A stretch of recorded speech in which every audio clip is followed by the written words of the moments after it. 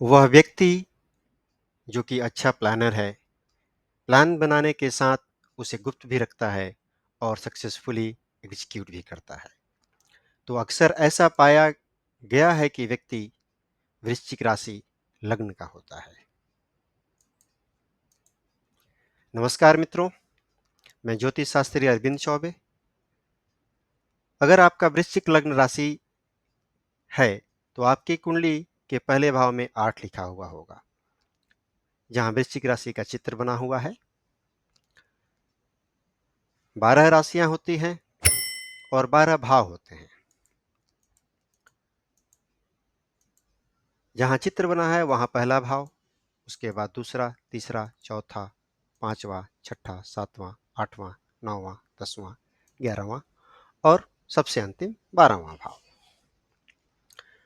12 राशियां और 12 भाव के साथ 9 ग्रह भी होते हैं, तब जाकर एक कुंडली पूरी होती है। 9 ग्रह हैं: सूर्य, चंद्र, मंगल, बुध, गुरु, शुक्र, शनि, राहु, केतु। इन 9 ग्रहों में 7 ग्रहों को राशियां मिली हुई है, अर्थात ये राशियों के स्वामी बनते हैं। सूर्य को सिंह राशि, चंद्रमा कर्क, मंगल मेष वृश्चिक, बुध मिथुन कन्या, गुरु धनु, मीन, शुक्र वृषभ, तुला, शनि मकर, कुंभ। तो यहाँ आप देखेंगे मंगल को 1 नंबर की राशि मेष और 8 नंबर की राशि वृश्चिक मिली है, अर्थात जो वृश्चिक राशि लग्न के जातक हैं उनका जो लग्नेश लग्नाधिपति है वह मंगल बनते हैं। इसका मतलब यह हुआ कि मंगल के गुण और दोष वृश्चिक राशि के जातकों पर पाए जाते हैं। मंगल अगर बलवान हुए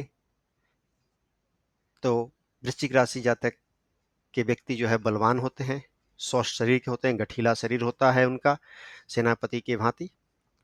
वे रौबदार होते हैं, वे गुस्सैल होते हैं, वे बहुत अच्छे प्लानर होते हैं और वे अपने लक्ष्यों को पाना बखूबी जानते हैं। अगर मंगल कमजोर हुआ तो आयु क्षीण करता है। कमजोर मंगल, क्योंकि मंगल यहाँ पर पहले और छठे 8 और 1 दोनों का स्वामी है, तो अगर कमजोर हुआ तो शत्रुओं से परेशानी भी देता है। छठे भाव की बात बाद में करेंगे, आगे बढ़ते हैं। दूसरे भाव के जो स्वामी हैं वो बृहस्पति बनते हैं। बृहस्पति दूसरे के साथ में पंचम के भी स्वामी होकर अति शुभ होते हैं। बृहस्पति बलवान हुए तो व्यक्ति के पुत्र बहुत धनवान होते हैं, व्यक्ति का परिवार अच्छा होता है, व्यक्ति की वाणी प्रभावशाली होती है, व्यक्ति अपने ज्ञान के माध्यम से धनार्जन करता है और धनी होता है। बृहस्पति अगर कमजोर हुए तो वाणी कमजोर हो जाती है, व्यक्ति उतना ज्ञान अर्जित नहीं कर पाता जितना कि उसे चाहिए, धनागमन में कमी होती है, धन संचय में दिक्कत आती है। तीसरे भाव के स्वामी शनि हैं, चौथे के भी शनि हैं। शनि अगर यहाँ बलवान हुए तो जातक जातिका के बहुत सारी छोटी बहनें होती हैं। जातक जातिका नीच लोगों से लगाव रखने वाला होता है, जैसे कि मजदूर वर्ग, उनका ख्याल रखता है, जनता का हितैषी होता है। और अगर शनि मजबूत हुए तो बहुत सारे धन संपत्ति भी देते हैं। चूंकि शनि चौथे के भी स्वामी है तो मजबूत शनि माता का पूर्ण सुख प्रदान करते हैं, साथ ही साथ अच्छी जमीन, अच्छी संपत्ति का मालिक भी बनाते हैं, अच्छी गाड़ियां भी देते हैं। 5वें भाव में बृहस्पति शुभ हैं।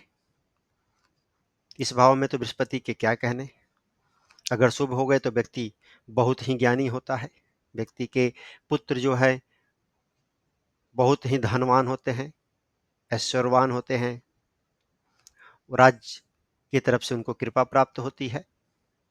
अगर बृहस्पति कमजोर हुए तो पुत्रों से दुख होता है, धन का नाश होता है। मंगल लग्नेश भी है और षष्ठेश भी है।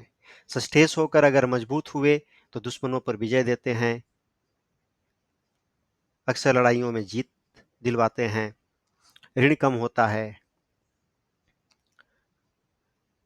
मंगल अगर कमजोर हुए तो आयु क्षीण करते हैं। आयु कम हो जाएगी, क्योंकि ये रोगेश भी बन जाते हैं।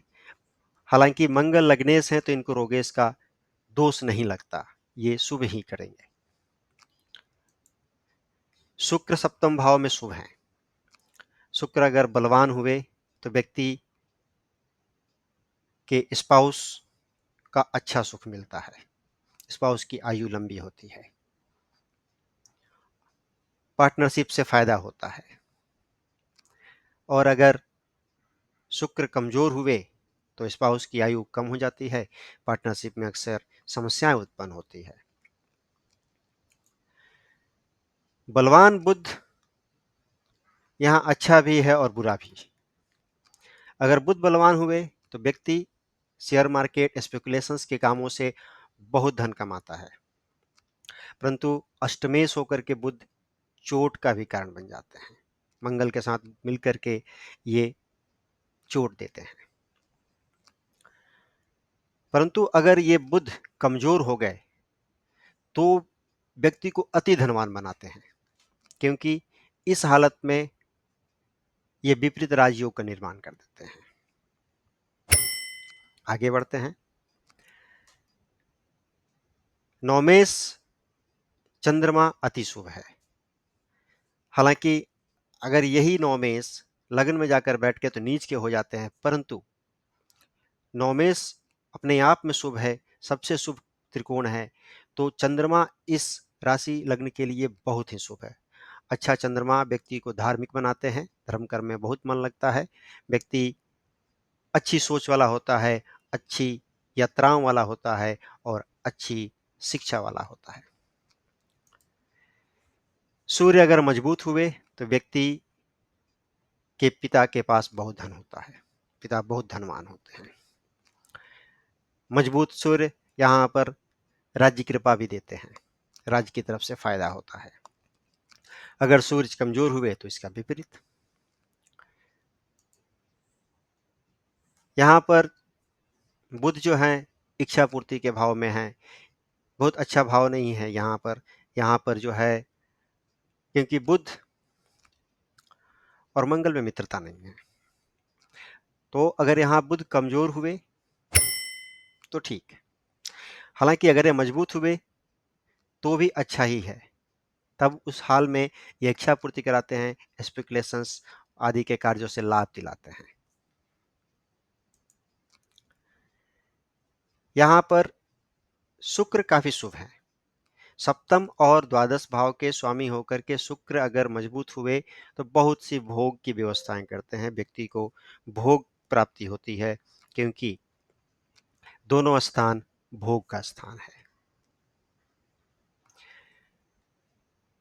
तो ये था मोटा मोटी वृश्चिक राशि लग्न वालों की कुंडली का ब्लूप्रिंट या जीवन का ब्लूप्रिंट कह लीजिए। इनके जीवन में इन भावों का फल हमेशा ही प्राप्त होता है, किसी में ज्यादा किसी में कम।